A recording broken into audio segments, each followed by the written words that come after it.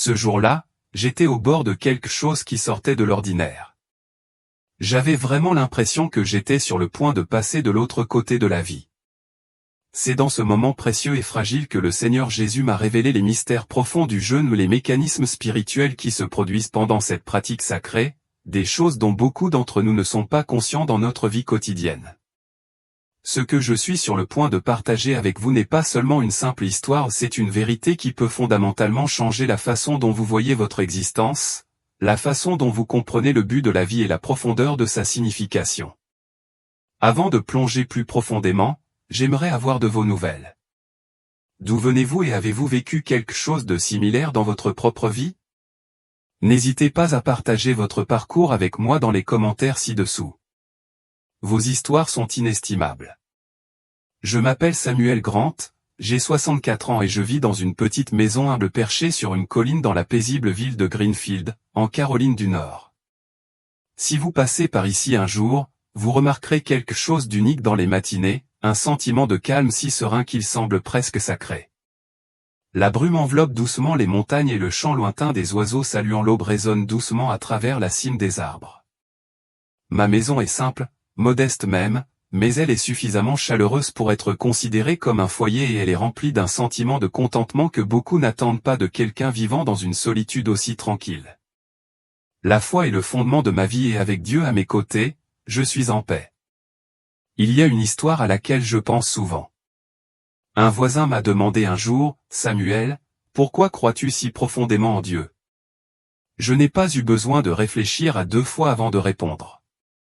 Avec un sourire, j'ai simplement dit, « Parce que sans lui, je ne suis rien. » C'est vrai, sans la foi, sans la présence de Dieu, je ne serais pas qui je suis aujourd'hui. Au fil des ans, j'ai consacré une grande partie de ma vie aux pratiques de prière et de jeûne, en suivant les conseils de la Bible.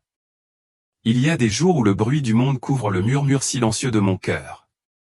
Ces jours-là, je m'éloigne du chaos, j'éteins les lumières, je m'agenouille sur le plancher de bois froid et je murmure à Dieu, « Je suis là, Seigneur. Je suis là. » C'est dans ces moments de calme que je trouve la véritable paix, un sentiment de réconfort qui dépasse l'entendement humain, comme si une main invisible se posait doucement sur mon épaule et me murmurait, « Samuel, tout ira bien. » Je ne suis pas un homme parfait. J'ai connu l'échec, j'ai blessé les autres et j'ai même traversé certains de mes jours les plus sombres.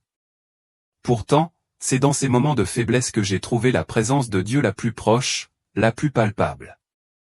À mon âge, je n'ai pas de richesse ni de statut important, mais je trouve l'épanouissement dans ma vie simple, une petite maison humble, une Bible bien usée et les matins paisibles où je m'assois avec une tasse de thé, en regardant le soleil se lever lentement sur les montagnes lointaines.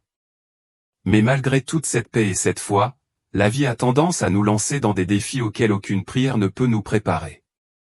J'ai appris cela de mes propres yeux un jour fatidique, un moment où le temps semblait s'être arrêté et où je me suis retrouvé au bord de la mort.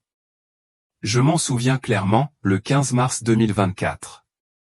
Cela a commencé comme n'importe quel autre jour, mais il y avait quelque chose en moi, une attraction étrange et indéniable. J'avais l'impression que Dieu lui-même m'appelait par mon nom, m'exhortant à faire quelque chose, à écouter d'une manière que je n'avais jamais fait auparavant. Tout au long de ma vie, j'ai jeûné et prié de nombreuses fois, mais cette fois, il y avait quelque chose de différent. Il y avait une voix calme et tranquille qui m'exhortait, « Samuel, prends ce temps pour moi.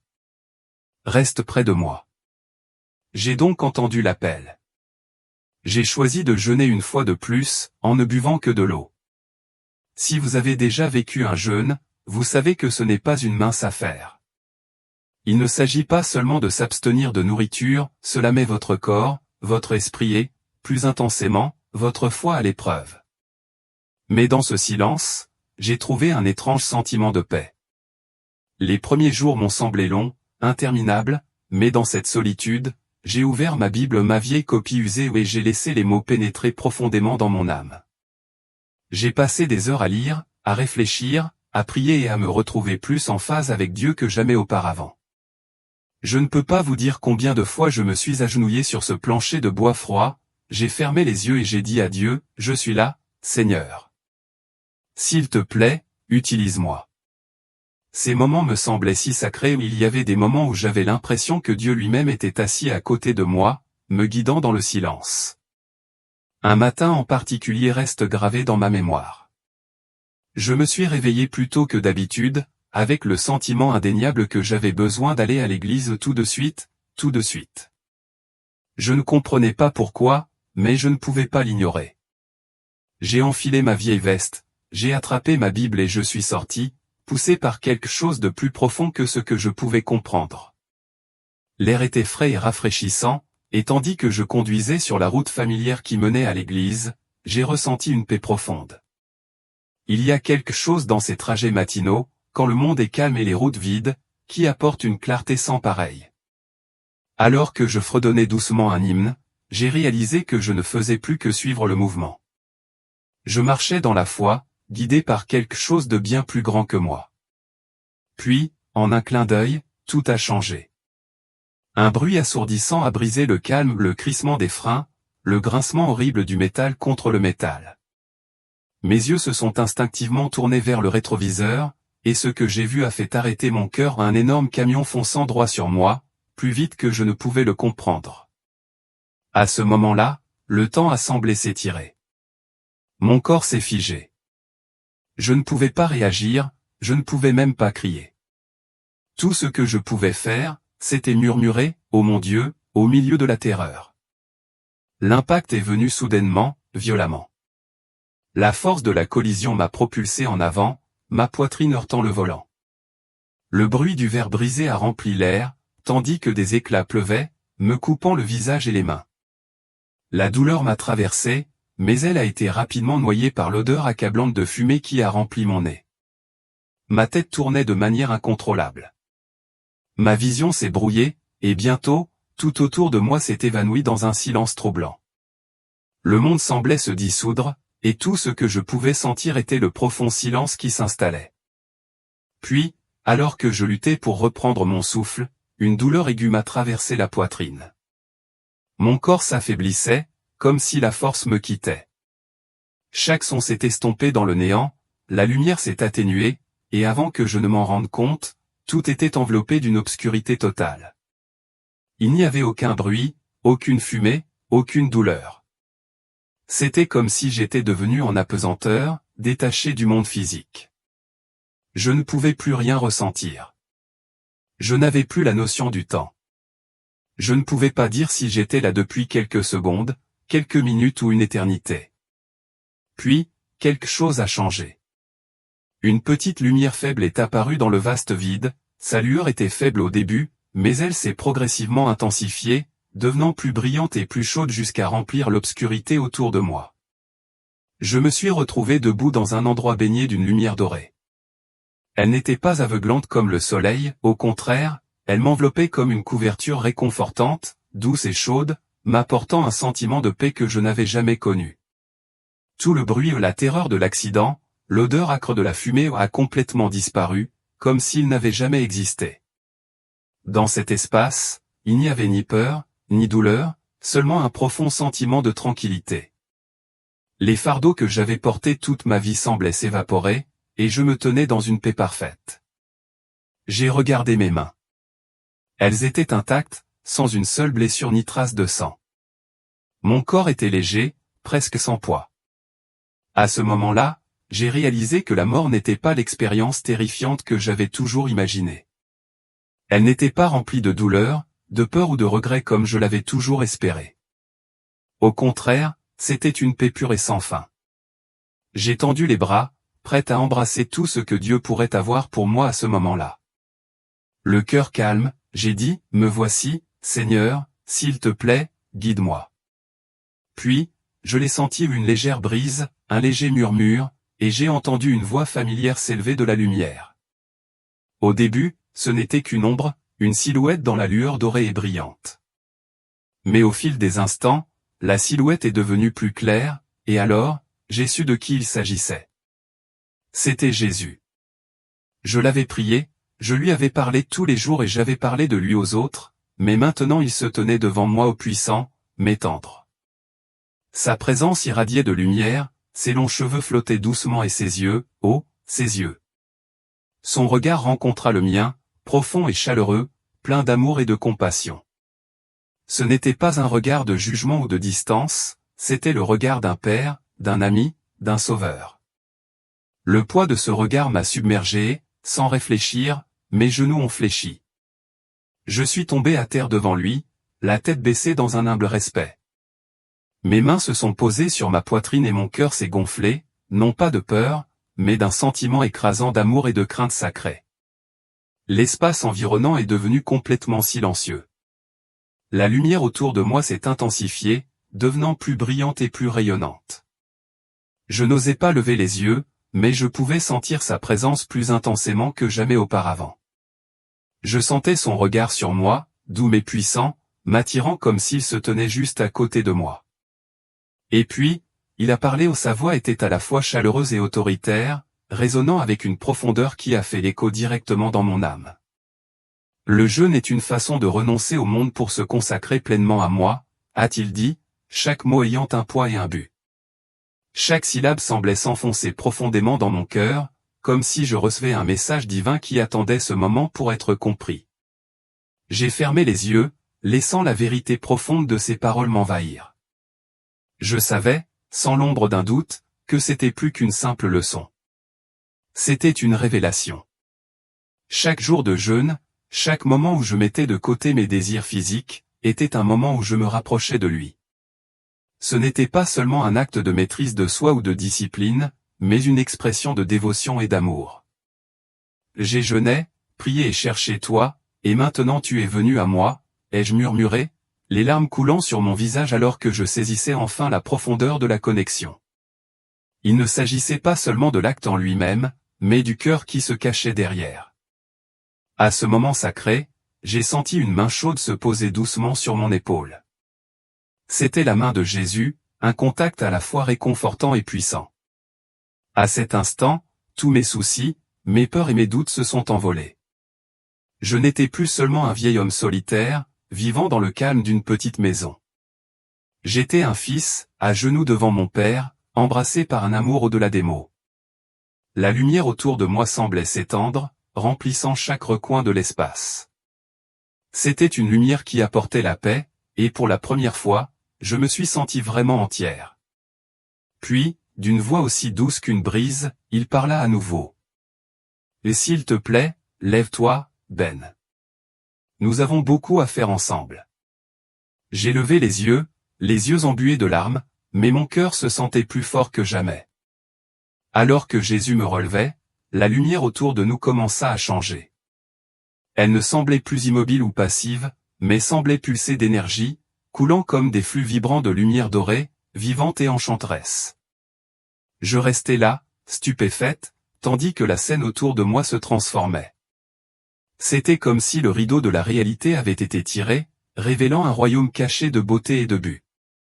J'ai vu des brins de lumière dorée s'étendre des confins de l'espace, s'entrelaçant et se connectant comme un vaste réseau qui couvrait tout ce qui se trouvait en vue. Ces fils d'or n'étaient pas statiques mais ils vibraient doucement, comme le battement de cœur d'un grand cœur cosmique. J'ai réalisé que ces rayons de lumière représentaient les prières, les jeûnes, les désirs profonds de ceux sur terre qui cherchaient Dieu avec sincérité et humilité. Chaque fil, chaque connexion, était une manifestation de dévotion, atteignant l'obscurité, coupant à travers toutes les barrières de l'espace et du temps. Puis, j'ai vu les fils converger, tous menant à un seul et immense point de lumière, la source de toute lumière. Je savais, avec une certitude inébranlable, que c'était Dieu. C'était la connexion ultime, le lieu où toutes les âmes se rencontrent dans l'unité. Nous sommes toujours connectés à lui, toujours, ai-je murmuré, comme si un grand mystère m'avait été révélé. L'espace autour de moi s'est encore élargi et bientôt, des galaxies, des étoiles et des rayons de lumière scintillants ont commencé à se matérialiser. J'avais l'impression de me tenir dans un espace infini, où tout bougeait en harmonie, le battement de cœur de l'amour, de la foi et de la connexion divine pulsant à travers tout cela. Cette lumière dorée n'était pas seulement belle ou elle détenait un pouvoir bien au-delà de tout ce que je pouvais comprendre. Elle guérissait les âmes brisées, élevait les cœurs fatigués et apportait de l'espoir à ceux qui s'étaient égarés. Peu importe à quel point quelqu'un pouvait se sentir perdu ou abandonné, ses rayons ne vacillaient jamais, ne se brisaient jamais. Que vois-tu, Ben? La voix de Jésus résonna à nouveau, douce mais pleine d'une majesté tranquille. J'ai avalé avec difficulté, luttant pour trouver les mots pour décrire ce dont j'étais témoin. Je vois le lien entre nous et toi, Seigneur. Je vois que chaque prière, chaque larme, chaque instant où j'ai jeûné n'a pas été vain. Ces moments sont des fils d'or, nous liant à ton royaume, à ta présence éternelle. Jésus m'a souri, son sourire rayonnait d'amour inconditionnel, et en lui, j'ai trouvé tout ce dont j'avais besoin. L'affirmation, la paix et la connaissance que je n'étais pas seul. Son sourire était une invitation, une assurance que notre lien ne pourrait jamais être brisé. Et puis, la vision a continué. J'ai vu un groupe d'hommes, rassemblés autour d'un petit feu, leurs visages illuminés par la détermination. Ils donnaient tout ce qu'ils avaient, chaque instant consacré au Seigneur. L'atmosphère autour d'eux était épaisse de patience, d'amour et d'une foi inébranlable. Mais il y avait autre chose, quelque chose de plus puissant, une tempête spirituelle tourbillonnant autour d'eux, non faite de vent ou de pluie, mais d'âmes unies dans un but. Ce n'était pas une tempête physique. C'était une tempête de l'esprit, une force d'amour et de dévotion inébranlable. C'était le genre de force qui pouvait changer le monde. Cette tempête était si puissante qu'elle repoussait toutes les forces obscures et maléfiques. Je pouvais sentir les frémissements du divin, comme si une force invisible se développait et se répandait à partir des prières de la communauté. Elle les protégeait, les guérissait et vainquait tout le mal. Les rayons de lumière que j'avais vus plus tôt étaient devenus encore plus forts, s'intensifiant avec la force de leur foi collective. Ce n'était pas une tempête du corps, mais une tempête de foi, une tempête de connexion, où chaque individu de cette communauté s'est rassemblé pour former un corps unifié avec un seul cœur, tous tournés vers Dieu. Dans leur unité, non seulement ils sont devenus plus forts, mais ils sont devenus un bouclier, se protégeant les uns les autres. Ils étaient comme des soldats, ne livrant pas une bataille physique mais une bataille invisible, luttant pour protéger leurs proches, préserver leur communauté et défendre le monde des ténèbres. À ce moment-là, j'ai réalisé le véritable pouvoir de la communauté dans le jeûne et la prière. C'était une révolution spirituelle. La connexion entre nous et Dieu, et entre nous les uns et les autres, avait créé une force que rien ne pouvait affaiblir ou diviser. J'ai ressenti une profonde assurance que Dieu serait toujours avec nous, quoi qu'il arrive. En me tenant là, j'ai réalisé que j'avais appris à mieux me comprendre, et dans cette compréhension, j'ai rencontré Jésus une fois de plus. Il ne parlait pas avec des mots forts ou une puissance écrasante, mais avec une paix profonde qui s'installait dans mon âme. La lumière autour de lui était douce et chaleureuse, si pure que toute obscurité semblait disparaître en sa présence. Ses yeux, emplis de grâce et d'amour, ont rencontré les miens et, à cet instant, j'ai reconnu sa présence comme jamais auparavant. Il parla à nouveau, d'une voix ferme et claire. Le jeûne est une façon de renoncer au monde, de se consacrer entièrement à moi. Lorsque vous renoncez à vos besoins personnels, non seulement vous purifiez votre âme, mais vous préparez également votre esprit aux grandes choses que je ferai dans le monde. Au début, je n'ai pas pleinement saisi le sens de ces mots, mais j'ai senti une profonde compréhension s'installer en moi. Le jeûne n'était pas seulement un acte personnel d'autodiscipline, c'était une préparation à quelque chose de bien plus grand. Il ne s'agissait pas seulement de purification intérieure, mais de s'aligner sur le plan divin de Dieu pour le monde. J'ai réalisé que le jeûne était un voyage spirituel, qui transformait les individus et les connectait à un but plus élevé. Les grands mouvements de Dieu n'étaient pas seulement pour moi, ils allaient affecter les générations à venir, éclairant le chemin de ceux qui suivraient. Chaque personne qui jeûnait et priait devenait une partie d'un héritage, envoyant des fils de vie à travers le temps et l'espace, laissant un héritage spirituel aux générations futures. J'ai ressenti une profonde responsabilité non seulement pour moi-même, mais aussi pour ceux que j'aimais et pour ceux qui viendraient après moi. Cette mission n'était pas seulement une entreprise individuelle, mais une entreprise collective, où les actions et les croyances de chacun pouvaient créer des miracles. Nous nous préparions non seulement pour nous-mêmes, mais aussi pour l'avenir de la communauté et du monde, afin qu'ils puissent résister à tout défi. Puis j'ai revu les fidèles. Pendant qu'ils jeûnaient, ils émettaient un parfum sacré, un parfum pur et beau qui remplissait l'air. Le parfum des orchidées semblait se répandre dans l'espace, créant une vague d'énergie débordante d'amour. C'était une offrande spirituelle ou agréable à Dieu, née du cœur d'âme simple mais sincère. À ce moment-là, j'ai ressenti une invitation irrésistible, un appel sacré que je ne pouvais refuser. Jésus a ouvert sa bouche, et chaque mot qu'il a prononcé a résonné au plus profond de mon âme, laissant une marque indélébile. Retourne et raconte à tout le monde ce que tu as vu. Ce commandement n'était pas seulement un message, c'était une mission que je ressentais dans chaque fibre de mon être. Il y avait une responsabilité sacrée dans mon cœur, et je ne pouvais pas y échapper. C'était un appel non seulement pour moi, mais pour tous ceux qui ont la foi et ouvrent leur cœur à Dieu. Dieu n'a pas dit grand-chose de plus, mais son regard a suffi pour que je comprenne. Il m'a signé une tâche que je ne pouvais pas refuser. Partage ce que tu as vu, m'a-t-il dit. Et à ce moment-là, j'ai su que je n'étais pas censé garder ces expériences pour moi. C'était une mission, celle de partager la lumière, l'amour et le pardon dont j'avais été témoin. Ce sens de la responsabilité était sacré, comme si l'univers tout entier me confiait cette mission. Ce n'était pas seulement une vocation, c'était une conviction que je devais défendre pour le reste de ma vie. Puis, la lumière autour de moi a commencé à faiblir, disparaissant progressivement jusqu'à disparaître. Lorsque j'ai ouvert les yeux, mon esprit était vide, mais je pouvais sentir la douleur physique dans mon corps. Les sons autour de moi ou les machines, le cliquetis des boutons, les pas m'ont lentement ramené à la réalité. Et lorsque j'ai retrouvé mes sens physiques, j'ai su sans l'ombre d'un doute que ma vie avait changé pour toujours. Mais étrangement, j'ai l'impression de ne pas être complètement à ma place ici. C'est comme si je revenais d'un long voyage, pour être ramené dans une réalité qui ne me convient plus vraiment. Les médecins sont là, debout, le visage plein de surprise et de confusion. L'un d'eux prend la parole, il était cliniquement mort depuis 11 minutes. Étant donné son âge et la gravité de l'impact, c'est vraiment un miracle qu'il ait survécu. Ils disent ça, mais je sais ce qu'ils ne peuvent pas comprendre. Ce n'est pas la médecine qui m'a ramené à la vie. C'est Dieu. C'est toi, pas quelqu'un d'autre, qui m'a donné cette opportunité de continuer à vivre et d'accomplir la mission que tu m'as confiée. Ce n'est pas une simple résurrection, je suis revenu pour un but sacré. Une mission claire que je ne peux pas refuser.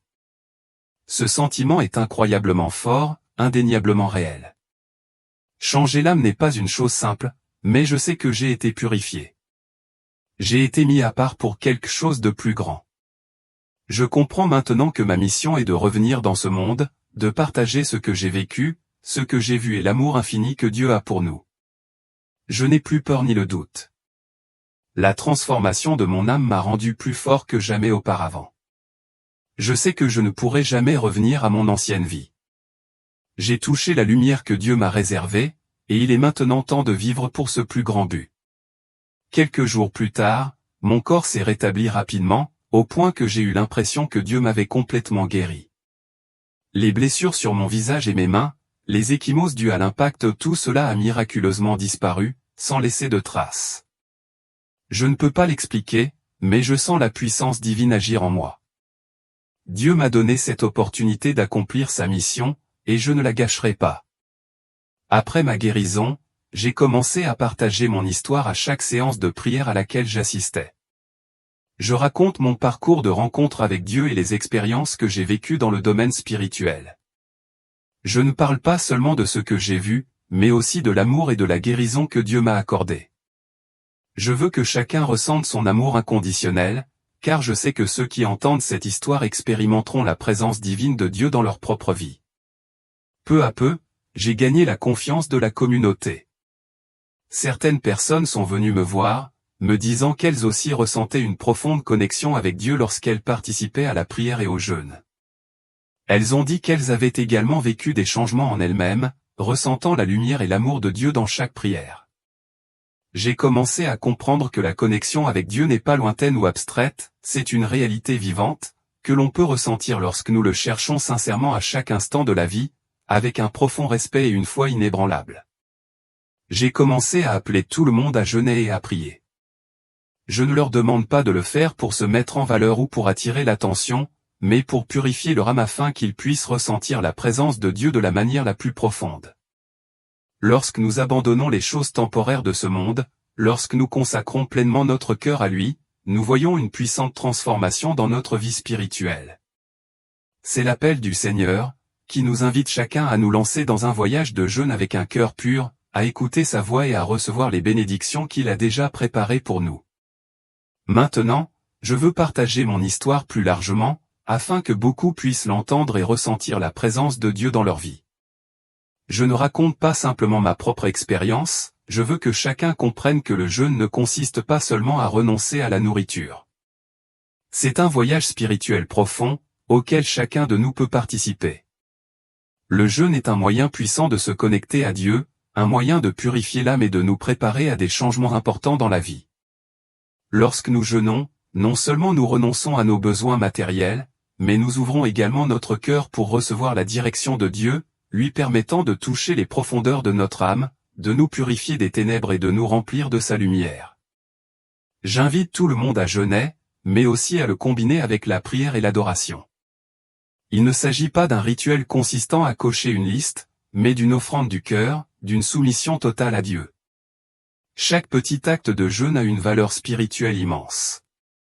C'est un sacrifice que Dieu n'oubliera jamais, et c'est dans ce sacrifice que nous trouvons ses bénédictions. Lorsque nous donnons nos choses les plus précieuses à Dieu, il répond en renforçant notre foi, en fortifiant notre esprit et en nous préparant à affronter les défis qui nous attendent. Ce n'est pas seulement un voyage personnel, mais un voyage collectif. En nous rassemblant dans le jeûne et la prière, nous construisons une communauté de foi, renforcée dans l'adoration et l'unité. Je nous invite tous, où que nous en soyons dans la vie, à prendre part à ce voyage avec sincérité et dévotion. Le jeûne n'est plus qu'un simple acte personnel, c'est une façon pour nous de nous connecter à Dieu et les uns aux autres, en créant une communauté forte par le biais d'un culte et d'une prière partagée. À travers ces défis, nous découvrons le sens profond de vivre dans l'amour, guidés par la présence de Dieu, et nos vies deviennent un témoignage de son amour et de son salut.